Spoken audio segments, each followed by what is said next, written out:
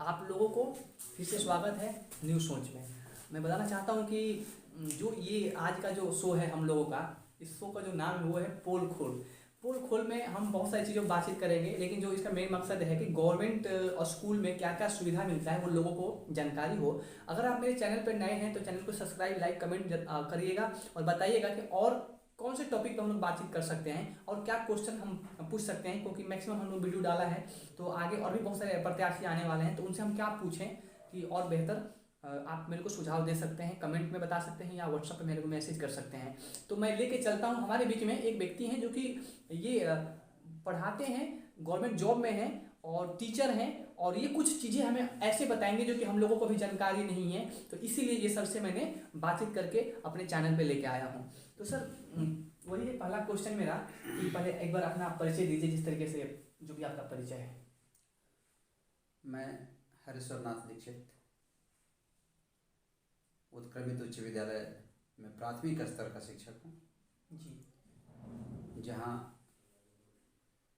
सभी विषय बच्चों को पढ़ाने पड़ते हैं। मैं कोई स्पेशल विषय का शिक्षक नहीं हूँ। जी, तो सर सभी विषय आप कौन सी क्लास तक पढ़ाते हैं? 1 से 8 तक। 1 क्लास से 8 क्लास तक। हाँ। और मेरी नियुक्ति आज से 28 साल पहले 1994 में हुई थी।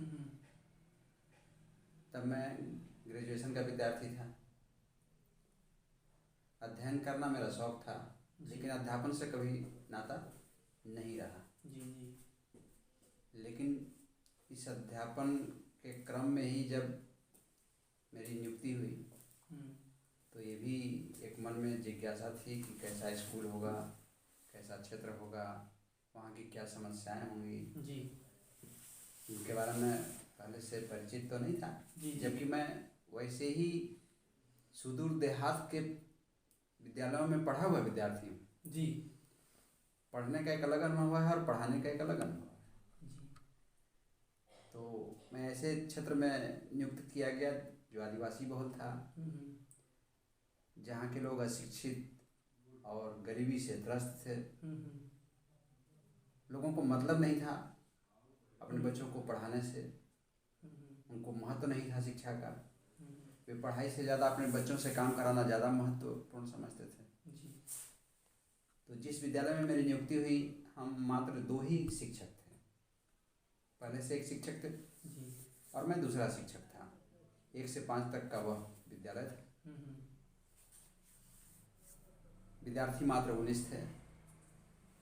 तो आपको सर 1994 में 94 में। और विद्यालय की व्यवस्था अच्छी, वह 2 कमरे का विद्यालय था, बहुत अच्छी अवस्था में नहीं था। एक शिक्षक विद्यालय था, तो पढ़ाने के लिए और भी शिक्षकों की आवश्यकता थी। ऐसे विद्यालय में मेरी नियुक्ति हुई थी। दूसरी तरफ जहाँ गांव के लोग शिक्षा के महत्व से अनभिज्ञ थे जी, बच्चों को स्कूल भेजना नहीं चाहते थे जी। लेकिन दूसरी ओर वहीं पर एक निजी विद्यालय जो व्यावसायिक रूप से चला करता था, मतलब प्राइवेट स्कूल था वो। हाँ, उसमें बच्चे जा रहे थे। मेरा उस निजी विद्यालय से तो कोई लेना देना नहीं था, लेकिन मैं प्रतिदिन विद्यालय जाता, बच्चों को अपने ढंग से पढ़ाने और कई तरह का प्रयोग करता था मैं। जी जी जी। और प्रयोग के परिणाम स्वरूप मेरे विद्यालय में बच्चों की संख्या निरंतर बढ़ने लगी जी। 3 से 4 वर्षों के पश्चात मेरे विद्यालय में विद्यार्थियों की संख्या 100 के पार पहुंची। जहाँ पे 19 से 20 बच्चे आ रहे थे, वहाँ पे 100 से पार हो गए। 100 से पार पहुंचे। 100 से पार पहुंच तो गए। इसी दौरान एक मेरे जीवन में घटना भी घटी। मेरे जो सीनियर शिक्षक थे उनकी मृत्यु हो गई आकस्मिक जी। और उस विद्यालय का मैं अकेला शिक्षक। फिर भी मैंने हार नहीं मानी और मैंने भरपूर कोशिश, भरपूर समय उन बच्चों को दिया। जी। एक शिक्षक के बुत्ते की बात तो नहीं है कि 1 से 5 तक के विद्यार्थियों को पढ़ाया जा सके। तो मैंने गांव की ही एक पढ़ी लिखी एक औरत को मैंने उस विद्यालय में बतौर शिक्षिका मैं अपने पॉकेट खर्च से जी मैं उसको सैलरी देता था। अच्छा, कि यानी कि आप यहाँ पे आके पढ़ाइए। आप पढ़ाइए। जी। और लगभग साल भर मैंने उस शिक्षिका को सैलरी दिया, गांव के लोगों को समझाने का प्रयास किया कि आप लोग भी कुछ मदद कीजिए। जी। लेकिन गांव के लोगों को चूँकि शिक्षा का महत्व नहीं पता था, जी। इसलिए वो इतना रुचि इसमें नहीं ले रहे थे, या उनकी गरीबी भी थी कि वे दे नहीं सकते थे। जी। विभाग को मैंने कई बार आवेदन दिया कि और शिक्षक यहाँ पर दिया जाए, लेकिन विभाग ने अनसुना कर दिया। तब मैंने अपने को वहाँ से स्थानांतरण के लिए आवेदन दिया। जी। कि या तो यहाँ शिक्षक दिया जाए, हाँ। और नहीं तो मेरा ही स्थानांतरण कहीं दूसरी जगह पर कर दिया, दूसरी जगह कर दिया जाए, क्योंकि मैं इन बच्चों का भविष्य बर्बाद होते नहीं देख सकता था। एक शिक्षक 1 से 5 तक के विद्यार्थियों को कैसे पढ़ाए, विभागीय काम भी देखना है। जिस दिन विभागीय काम के लिए मैं प्रखंड जाता था, विद्यालय को बंद कर देना पड़ता था। अच्छा। तो उन बच्चों का क्या होगा? जी। इन चीज़ों से मैं परेशान हो आवेदन दिया कि मेरा स्थानांतरण कर दिया जाए। विभाग का तो नियम नहीं था कि एक शिक्षकीय विद्यालय का एक शिक्षक का स्थानांतरण कर दिया जाए। जी। जी। इसके बावजूद मेरे प्रयास से मेरा स्थानांतरण हो गया, क्योंकि विभाग को कोई मतलब नहीं था कि बच्चे पढ़ें या ना पढ़ें, स्कूल बंद हो या ना हो। बिल्कुल बिल्कुल। और मैं फिर दूसरे विद्यालय में गया, और वहाँ भी जो मैंने मेहनत की विद्यार्थियों के बीच मैं काफ़ी। अच्छा, वहाँ से जिस स्कूल में पहले थे वहाँ से आपने उत्क्रमित उच्च विद्यालय में मैं पदस्थापित हुआ। जी। जी। लेकिन पढ़ाने का मेरा काम वही 1 से 5 तक के विद्यार्थियों का ही था। जी। जी। इस दौरान मैं कई तरह का सांस्कृतिक कार्यक्रम कराता था। उससे बच्चों की संख्या भी बढ़ने लगी, पढ़ने में उनकी रुचि भी बढ़ने लगी। जी। जी। और आज उसी प्रयास से वह विद्यालय जो 1 से 8 तक था, वह 1 to 10 हो गया। अच्छा। बच्चों की संख्या निरंतर बढ़ने से। जी। जी। जी। जी। विभाग ने इस पर ध्यान दिया। तो सरकारी विद्यालयों में सरकार ने बहुत सारी सुविधाएं दे रखी हैं बच्चों को पढ़ाने के लिए। बिल्कुल सही बात है। ताकि बच्चे मोटिवेट होकर किसी न किसी रूप में विद्यालय आएं। जी। जी। ऐसे अभिभावक जिनकी क्षमता नहीं है उन बच्चों को खिलाकर स्कूल भेजने की, जी। जी। हाँ। सरकार ने एक योजना चलाई। जी। मध्याह्न भोजन योजना। मध्याह्न भोजन योजना, जिसको अंग्रेजी में हम MDM के नाम से जानते हैं। जी। जी। ताकि बच्चे स्कूल में आए तो उनको भोजन मिल सके और पौष्टिक भोजन मिल सके। इसके लिए सरकार ने पूरी व्यवस्था की, पूरे सप्ताह का मेनू तैयार किया। बिल्कुल। मैं किस दिन किस तरह का भोजन बच्चों को दिया जाना है। बिल्कुल। ताकि बच्चों की रुचि भी भोजन के प्रति बनी रहे। हाँ, और उस लालच में आए और पढ़ के जाएं। जी। ये बात अलग है कि उस मेनू के अनुरूप बहुत सारे विद्यालयों में भोजन नहीं दिया जाता है। अच्छा। बिल्कुल। उनके भोजन में कटौती की जाती है। अब उसके लिए कौन जिम्मेवार है, यह तय करना विभाग का काम है और जनता का काम है। हाँ, अगर जनता को अगर जानकारी रहेगा तो सर वो तो फिर आगे इस चीज़ को काम करेंगे ना। इसके अलावे सरकार की ओर से बच्चों को पोशाक भी दिया जाता है। सर, जो पोशाक की जो राशि आती है वो अकाउंट में जाता है या बाई हैंड जाता है? जिनका अकाउंट नंबर है, हाँ, उनके अकाउंट में जाता है। जी। जी। खास करके ऐसे बच्चों जो 3 से ऊपर 3 क्लास से ऊपर के बच्चे हैं। हाँ। जो गार्जियन से जुड़ा हुआ अकाउंट खोल रखा है उन्होंने। जी। जी। तो ये प्रावधान है कि उनके अकाउंट में पैसा जाएगा। ओके। लेकिन जो छोटे से बिल्कुल पहला, दूसरा, तीसरा क्लास में बच्चे हैं, हाँ, जो अपना नाम ठीक से नहीं लिख सकते हैं, जी। जी। उनके लिए कैश देने की योजना है। अच्छा। वो विद्यालय प्रबंधन समिति के खाते में वो पैसा आता है और प्रबंधन समिति उस पैसे को नकद दे सकती है या पोशाक क्रय करके उन बच्चों को उपलब्ध करा सकती है। तो ये जो पोशाक का जो पैसा आता है वो साल में कितनी बार आता है? 2 बार आता है या 1 बार आता है या हर साल एक बार आता है? हर साल 1 बार आता है। साल में एक बार आता है। ओके। सर, कुछ कुछ स्कूल को जैसे कि कुछ अलग से भी अमाउंट मिलता है उसको पेंट करने के लिए, डेंटिंग पेंटिंग करने के लिए, और कुछ जैसे कि कहीं पे दीवार टूटी है, कहीं पे जंगला टूटा हुआ है, कहीं पे पंखे नहीं है, कहीं पे बिजली सही से नहीं है, तो वो सब चीज़ के लिए भी सरकार पैसा देती है? बिल्कुल, छात्र संख्या के आधार पर अच्छा। हर विद्यालय को विकास मद में पैसे मिलते हैं। अगर उस विद्यालय में पढ़ने वाले विद्यार्थियों की संख्या 100 है तो उसके लिए एक अलग अमाउंट की राशि है। अगर 150 है तो उसके लिए अलग राशि है, 200 है तो उसके लिए अलग राशि है, 250 है तो अलग राशि है। जैसे जैसे छात्र संख्या बढ़ते जाता है वो विकास मद की राशि सरकार के द्वारा अधिक से अधिक दी जाती है ताकि विद्यालय के मरम्मत में उन पैसों को खर्च किया जा सके। जैसे रंग रोगन हो या विद्यालय में और भी कई तरह के सामग्रियों का क्रय किया जा सके, टॉयलेट साफ सफाई, खल्ली, झाड़ू इत्यादि क्रय किया जा सके। इसके लिए सरकार के द्वारा हर प्रति वर्ष राशि उपलब्ध कराई जाती है। जी सर, एक चीज़ है कि जो खाना बनाने वाले जो लोग होते हैं, जो भी खाना बनाती हैं स्कूलों में, तो उनको सरकार लकड़ी पे खाना बनाने का अनुमति देती है या गैस चूल्हा देती है? गैस पर, गैस चूल्हा पे ही वो खाना बनाएंगे? बिल्कुल, गैस पर ही खाना बनाना है। पर्यावरण को ध्यान में रखते हुए लकड़ी पर जो खाना बनता था उसके जगह अब गैस पर खाना बनाने को अनिवार्य कर दिया गया है। और जिस स्कूल में गैस पे खाना नहीं बनता उस पर कंप्लेन किस तरीके से किया जा सकता है? उसके लिए शिक्षा विभाग है। शिक्षा विभाग में कंप्लेन किया जा सकता है? बिल्कुल किया जा सकता है। वीडियो बना के कि वीडियो है ना, वीडियो बना के बिल्कुल। जब सरकार ने उज्ज्वला योजना चला रखी है कि गांव की महिलाओं को धुएं से निजात दिलाया जा सके, जी, तो फिर किस आधार पर विद्यालयों में लकड़ी पर ये खाना बनाने की योजना चलाई जा रही है? जी सर, एक जैसे कि जो भी लेडीज चाहे जो भी जेंट्स जो विद्यालय में जो खाना बनाता है, तो क्या उनकी सरकार सैलरी देती है? बिल्कुल देती है। या शिक्षकों को पॉकेट से देना पड़ता है? नहीं, उनके लिए उनके अकाउंट में मानदेय के रूप में हर महीने पैसे आते हैं। लगभग कितना आता होगा, कुछ जानकारी है इसके बारे में? अभी तक जहाँ तक मेरी जानकारी है प्रति माह 1500 रुपये आता है। अच्छा, तो कितने खाना बनाने वाले को रख सकते हैं, ये कुछ क्राइटेरिया होगा ना? ये छात्र संख्या पर है। 50 अगर बच्चे हैं तो एक खाना बनाने वाली रखा जा सकता है।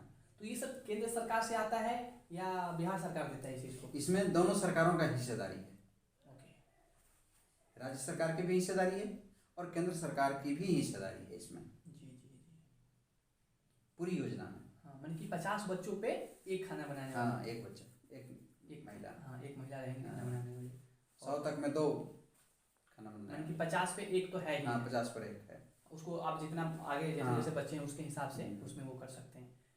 सर, एक चीज़ और जानना था कि अभी जैसे कि कुछ स्कूलों में नॉर्मली खाना मिलता है, जैसे कि दाल चावल, कढ़ी चावल और दाल चावल चोखा, जैसे कि जो आलू का हम लोग बनाते हैं उसको चोखा बोलते हैं यहाँ पे, और भी मतलब कि नॉर्मल यही खाना मिलता है, मतलब कि दाल चावल कढ़ी, दाल चावल खिचड़ी, यही सब होता है। तो सरकार क्या यही सब चीज़ें देती है या इसके अलावा और भी कुछ चीज़ें देती हैं जो आपकी नज़र में है?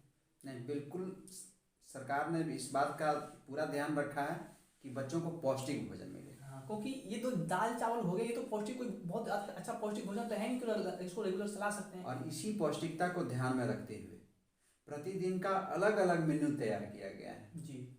और इतना तक जानकारी है कि बच्चों को पौष्टिकता के लिए सप्ताह में 2 दिन अंडा या फल देने की भी व्यवस्था की गई है। उसके लिए अलग से राशि उपलब्ध कराई जाती है। अच्छा, मतलब कि आप अंडा और फल दो, उसके लिए अलग से राशि उपलब्ध कराई जाती है। ओके। सर, जो स्कूल ये सुविधा नहीं दे रहे हैं तो उन पे किस तरीके से कंप्लेन किया जाए कि ये स्कूल वाले सुने कि वो जिनके बच्चे पढ़ने के लिए जाते हैं वो किस तरीके से उन पे हम लोग कार्रवाई कर सकते हैं? पहली तो बात है, स्कूल प्रबंधन को दायित्व बनता है कि वो अपने विभाग के पदाधिकारियों का फोन नंबर विद्यालय के सूचना पट पर अवश्य लिख करके रखें। ये लिखना अनिवार्य है। कोई माने कि गवर्नमेंट कोई भी स्कूल हो लिखना अनिवार्य है। हाँ, विभागीय पदाधिकारियों का फोन नंबर, जी, ताकि आम जनता को यदि किसी भी तरह की शिकायत हो तो वह विभाग में उच्च पदाधिकारियों को फोन कर सके, कंप्लेन दे सके जी, और उस कंप्लेन का निवारण पदाधिकारी कर सके। तो फिर तो ये कानूनन अपराध है जहाँ पे जिस स्कूल में चाहे जहाँ पे नंबर नहीं लिखा हुआ है, बिल्कुल किसी को कुछ बताना हो आगे तो फिर तो बता ही नहीं सकता, उसको जानकारी नहीं है बिल्कुल, कि हम ये किसके सारी पास- जानकारियां श्याम पट पर लिखी होनी चाहिए। एक उनका अपना सूचना पट होता होगा, सूचना पट। हाँ, उस पर लिखा होना चाहिए जी। और सर और कुछ और भी जो सुविधा, जैसे कि पोशाक वाला आपने बताया कि 3 क्लास से लेके, तो ये पोशाक वाला किस किस बच्चों को मिलता है? ये 10th क्लास तक भी मिलता है शायद, 9th क्लास तक? हाँ, ये 10th क्लास तक मिलता है। तो पोशाक के पोशाक के अलावे भी हाँ क्या क्या मिलता है? एक खास वर्ग में पढ़ने वाले विद्यार्थियों के लिए साइकिल की भी योजना है। साइकिल साल में एक बार मिलता है। हाँ, इसके अलावे बैग किट के नाम से जी, स्कूल बैग जिसमें जूता, मोजा, इंस्ट्रूमेंट बॉक्स, कॉपी जी, खरीदने के लिए भी पैसा उपलब्ध कराया जाता है। तो ये सब केंद्र सरकार देती है या ये राज्य सरकार? क्योंकि अलग अलग राज्य में ये सुविधा है कि नहीं है? जी, मेरी जहाँ तक जानकारी है राज्य सरकार की योजना है। राज्य सरकार की योजना है ना? तो कुछ राज्य में होगा, कुछ राज्य में शायद नहीं भी हो सकता है, नहीं भी हो सकता, ऐसा भी हो सकता है ना?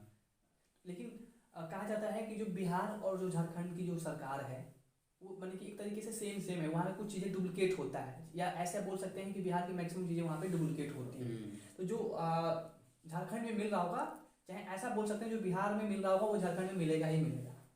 बिल्कुल, देखने में तो ऐसा ही आता है ना? सारे रूल रेगुलेशन जो बिहार के लिए बने हैं वही लगभग झारखंड में भी चल रहा है। सेम चीज़ें हैं। हाँ, कुछ छोटी मोटी चीज़ें कुछ फर्क होता होगा, कुछ बेसिक चीज़ें होंगी। जी सर, आप जैसे कि कोई शिक्षक को, जैसे कि गांव के कुछ शिक्षक हैं वो अच्छे से पढ़ा नहीं पाते, या हम ऐसा बोल सकते हैं कि वो काबिल नहीं है पढ़ाने में, तो कुछ लोग ये चाहते हैं कि वो गांव के जो शिक्षक हैं उनको कहीं दूसरी जगह पे ट्रांसफ़र कर दिया जाए, तो इसका प्रोसेस क्या है और किस तरीके से किया जा सकता है? प्रथम तो ये जान लेना आवश्यक है कि उन शिक्षकों की नियुक्ति एक प्रक्रिया के तहत हुई है। किस प्रक्रिया से इनका नियुक्ति हुआ है और वह प्रक्रिया कितनी पारदर्शी थी इस पर निर्भर करता है कि कितने योग्य शिक्षकों को रखा गया विद्यालय में। जी, अगर प्रक्रिया ही सही नहीं है और हो सकता है कि बैकडोर से या फर्जी प्रमाण पत्रों के आधार पर उस शिक्षक की नियुक्ति हो गई हो, जी जी, इसकी जानकारी आम जनता को नहीं है जी, और यही कारण है कि वे शिक्षक बच्चों को पढ़ा नहीं पाते हैं, उनको पढ़ाने आता ही नहीं है। हाँ, क्योंकि नॉलेज ही नहीं है, कभी उन्होंने पास ही नहीं किया है एग्जाम वगैरह। तो इसके लिए हम विभाग के पदाधिकारियों को सूचित कर सकते हैं जी, उनके बारे में जी, कि ऐसे ऐसे शिक्षक हैं जिनको कुछ पढ़ाने आता नहीं है लेकिन शिक्षक बन गए हैं, तो या तो उनके प्रमाण पत्र फर्जी हैं, यही हो सकता है। हाँ, उनके प्रमाण पत्र फर्जी हैं जी। तो जो कुछ गांव के शिक्षक उन प्रमाण पत्रों की जांच कर आवश्यक कार्रवाई की जाए। हाँ, तो फिर तो सस्पेंड हो जाएंगे एक उस तरीके से, तो सस्पेंड होना ही होना। और उसके जगह पर जी सही शिक्षकों की नियुक्ति हो। हाँ, स्थानांतरण कोई समाधान नहीं, आखिर उस बिना नहीं पढ़ाने वाले शिक्षक दूसरी भी जगह जाकर बच्चों के भविष्य को बर्बाद करेंगे। हाँ, सही बात है, वो यहाँ से जाएंगे तो कहीं ना कहीं तो वही हाल रहेगा उन लोगों का। इसलिए ये समाधान स्थानांतरण का समाधान नहीं है। समाधान तो यही है कि अगर ऐसे फर्जी शिक्षक जिनके पास योग्यता नहीं थी शिक्षक बनने की, जी जी, नहीं पढ़ा पाते हैं, किस आधार पर नियुक्ति हो गई, तो उनकी फिर से नियुक्ति की जांच की जाए, उनके प्रमाण पत्रों की जांच की जाए। जी जी, कहीं ऐसा तो नहीं कि फर्जी प्रमाण पत्रों के आधार पर उनकी नियुक्ति की गई। बिल्कुल। तो कुछ लोग मान लेते हैं कि अपना एक प्रोसेस के साथ यहाँ पे आए हैं, चाहे पहले 10 साल 20 साल पहले बहुत ज़्यादा फर्जीवाड़ा होता था, उस तरीके से अपने हो गए, उनके पास सब कुछ ओरिजिनल ही है। लेकिन अगर लोग चाहते हैं कि ये हमारे गांव में ना रहें, इनका कहीं दूसरी जगह पे ट्रांसफ़र किया जाए, तो क्या ये पॉसिबल है? उनकी हम जो गांव में कुछ शिक्षक हैं जिनको लोग हटाना चाहते हैं, जो चाहते हैं कि यहाँ से वो कहीं दूसरी जगह पर रहें, तो ये पॉसिबल है कि नहीं है? गाँव वालों के हाथ में, जिसके बच्चे वहाँ पढ़ने के लिए जाते हैं, वो क्या उनकी ये चीज़ें हाथ में है? यदि उन शिक्षकों के क्रियाकलाप शैक्षिक माहौल के अनुकूल नहीं है जी, ऐसा अनुभव उस स्कूल में पढ़ने वाले बच्चों के अभिभावकों को लगता है जी। तो वे आवेदन बना करके प्रबंधन समिति के पास दे सकते हैं। इसके अलावा विभाग के उच्च पदाधिकारियों को भी दे सकते हैं। हो सकता है कि कई वर्षों से एक ही जगह पर जमे शिक्षक वहाँ के भौगोलिक स्थिति और बच्चों के प्रति उदासीन हो जाते हों। जी जी जी। उनमें पढ़ने और पढ़ाने की रुचि खत्म हो जाती हो। हाँ बिल्कुल। तो शायद नए जगह पर जाकर के कुछ उनमें परिवर्तन हो। जी जी। कुछ पढ़ाएं बिल्कुल नया माहौल में। बिल्कुल बिल्कुल बिल्कुल। तो ऐसा विभाग से रिक्वेस्ट किया जा सकता है। तो इसमें ऐसा भी हो सकता है कि जब हम ऊपर कंप्लेन करेंगे, चाहे ऊपर हम लोग एक तरीके से अपना अनुरोध करेंगे, तो वहाँ के जो भी पदाधिकारी होंगे वो डायरेक्ट जो यहाँ के प्रबंधक होंगे उनसे बातचीत करेंगे, फिर तो उस बीच में सेटलमेंट भी कर सकते हैं ना। अक्सर तो यही होता है, लेकिन जब जनता जागरूक हो। हाँ, जनता अगर जागरूक हो जाए, जनता अगर जागरूक हो, हाँ, तो सेटलमेंट नहीं हो सकता। तो सेटलमेंट हो ही नहीं सकता जी।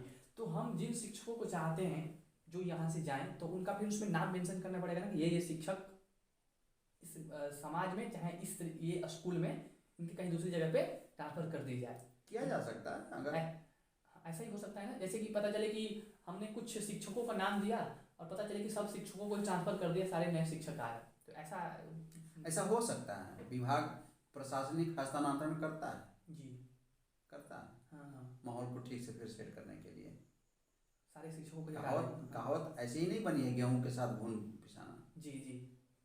कहावत इन्हीं लोगों के लिए बनी है। हाँ।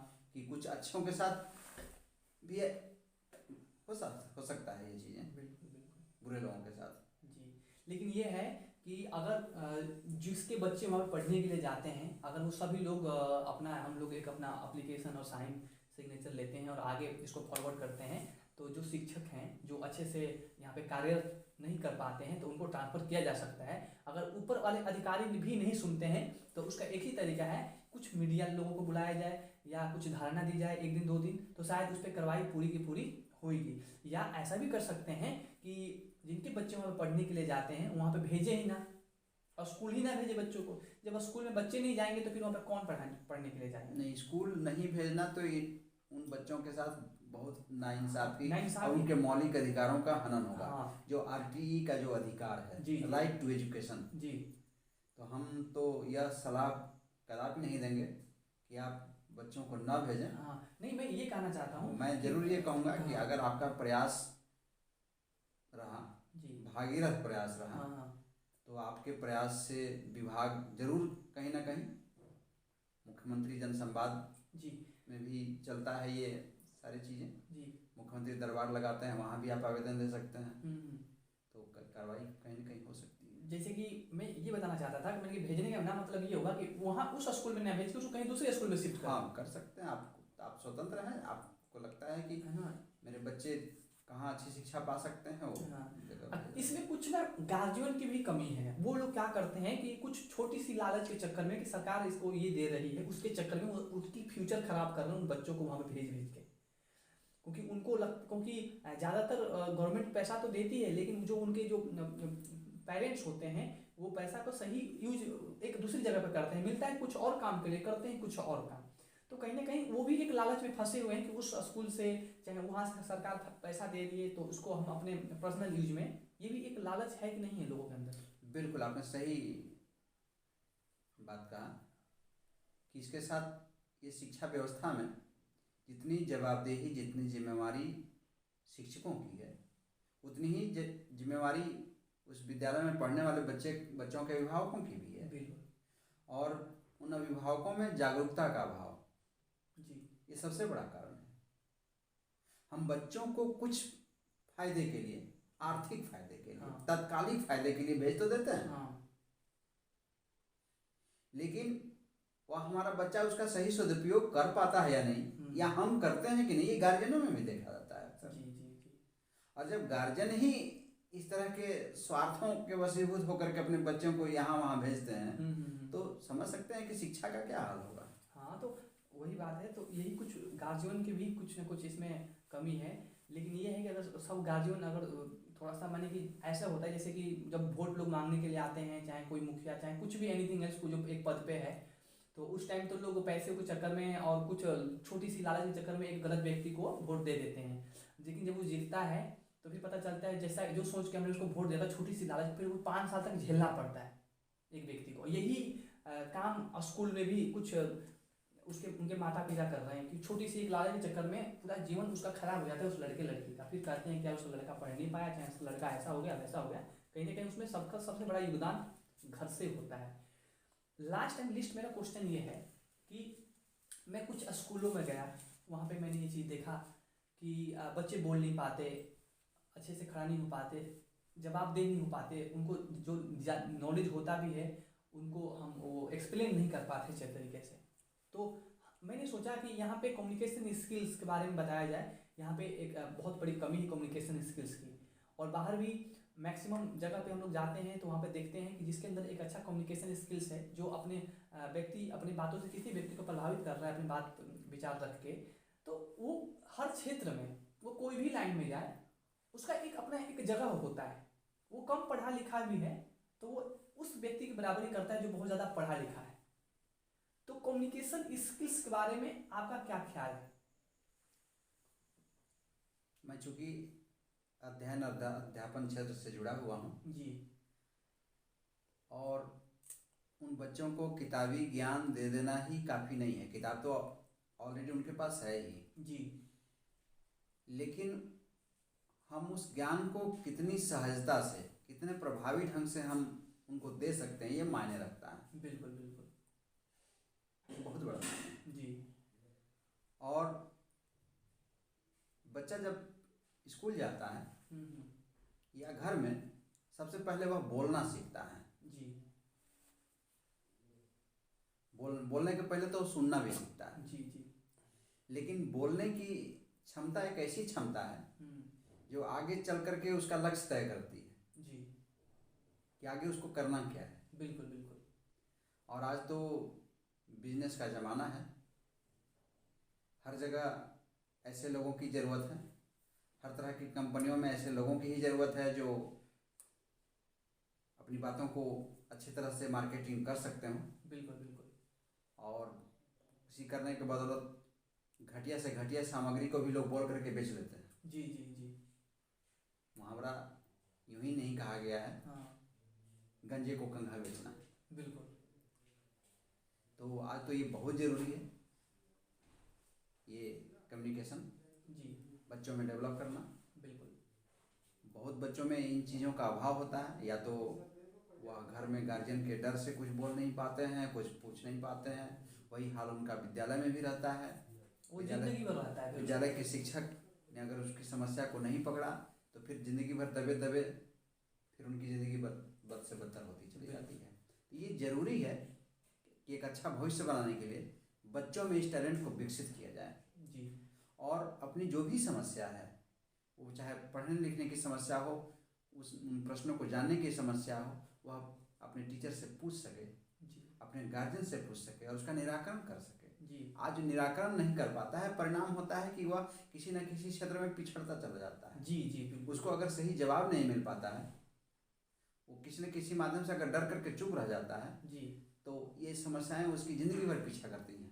बिल्कुल बिल्कुल बिल्कुल। एक सर क्वेश्चन है कि अगर सही स्कूल में पढ़ाई होना स्टार्ट हो जाए तो उसको कितना % चाहिए ट्यूशन में जाने के लिए, मतलब कि उसको मतलब कि ज़रूरी है ट्यूशन जाना ये, क्योंकि स्कूल की पढ़ाई ही इतनी काफ़ी हो जाता है। मैं ये देखता हूँ कि एक लड़का सुबह 8 बजे निकलता है, वो 2 बजे तक, 2:30 बजे तक, 3 बजे तक स्कूल पढ़ता है, फिर 3, 2:30, 3 बजे के बाद फिर वो ट्यूशन पढ़ता है, फिर ट्यूशन के बाद फिर वो घर पे भी पढ़ाई कर रहा है। तो एक लड़का कितना पढ़ाई करेगा, जो 8 का होगा, जो 9 का होगा, जो 10 का होगा, मतलब कि वो कितना उसके ऊपर कितना बोझ रखा हुआ है एक बड़ा सा। तो स्कूल की पढ़ाई काफ़ी नहीं है उसको आगे बढ़ने के लिए। ये तो उस शिक्षक के कौशल पर निर्भर करता है कि जिस शिक्षक ने उसको पढ़ाया है वह अपने विषय को कितना उस बच्चे पर प्रभाव डाल पा रहा है। जी, जी, अगर शिक्षक सही हो, पढ़ाने की कला सही हो, तो उस बच्चे को उस विषय में ट्यूशन पढ़ने की ज़रूरत ही नहीं है। ऐसे तो आज ट्यूशन और कोचिंग व्यवसाय बन चुका है। हाँ, और देखने में आता है कि जो स्कूल में जो शिक्षक नहीं पढ़ाते हैं, हाँ वो घर में या अपने घर में आवास में जाके ट्यूशन पढ़ाते हैं जी, और बच्चों को भी प्रेरित करते हैं कि तुम मेरे यहाँ ट्यूशन पढ़ने आओ, हाँ तुम ट्यूशन नहीं पढ़ोगे तो तुमको हम अच्छा मार्क्स नहीं देंगे। जी ये भी सुनने में बहुत जगह पर आया है। जी, बिल्कुल, मैं खुद इससे जुड़ा हुआ हूँ जी जी, और मुझे लगता है कि अगर जो शिक्षक अच्छे तरह से अच्छे मन से पढ़ा दे, मुझे नहीं लगता है कि उस विषय में उस बच्चे को ट्यूशन पढ़ने की आवश्यकता है। ऐसे तो फैशन चल चुका है, जी कुछ बच्चे भी ट्यूशन की और कुछ माँ बाप भी को भी लगता है कि मेरा बच्चा बगैर ट्यूशन पढ़े उस विषय में पारंगत नहीं हो सकता। ये गलत धारणा। हाँ, ये जो ये घर वालों बिल्कुल गलत धारणा है। घर वालों का, हाँ, घर वालों को लगता है कि बिना ट्यूशन पढ़े हुए मेरा लड़का माने कि वो महारत हासिल नहीं कर पाता जो और लोग कर पाते हैं। लेकिन आज से देखा जाए तो 40 साल पहले, 30 साल पहले कितना ट्यूशन का क्रेज था लोगों में। उसके पहले भी तो लोग आईपीएस हुआ करते थे, डीएसपी हुआ करते थे, एसपी हुआ, क्या सब लोग ट्यूशन ही पढ़ा करते थे? स्कूल के नॉलेज से ही वो अपना एक पोजीशन लेते थे। बिल्कुल। लेकिन अब क्या हो गया है कि अब आज के टाइम में लड़कों के पास ट्यूशन के बाद उसके पास टाइम ही नहीं है। वो स्कूल से आता है ट्यूशन, उस खेलने भी नहीं जाता। आज जो लड़का स्कूल पढ़ाई करता है वो ट्यूशन, उसको क्या बोलते हैं, वो नकारा हो गया है, वो बदमाश हो गया है, वो किसी का सुनता नहीं है, वो पढ़ाई नहीं करता, ये वो फलाना 10 तरीके की बातें की जाती हैं। तो ये मेन मकसद ये है कि ट्यूशन, एक और शिक्षक से मैंने पूछा था कि ट्यूशन कितना कारगर है, तो उन्होंने बताया था कि अगर स्कूल में सही से पढ़ाई हो तो स्कूल की पढ़ाई ही काफ़ी है एक बच्चे के लिए, ट्यूशन की जरूरत नहीं है। लेकिन समस्या क्या है कि स्कूल वाले अच्छे से पढ़ा नहीं रहे हैं। पैसा तो देखिए, एक व्यक्ति जितना पैसा ले रहा है ना, उतना अपना काम कर ही नहीं रहा।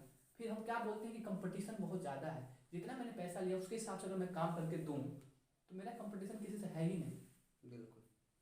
तो ये कुछ बातचीत किया मैंने आपसे, जो कि मैक्सिमम लोगों को ये नॉलेज मिला होगा।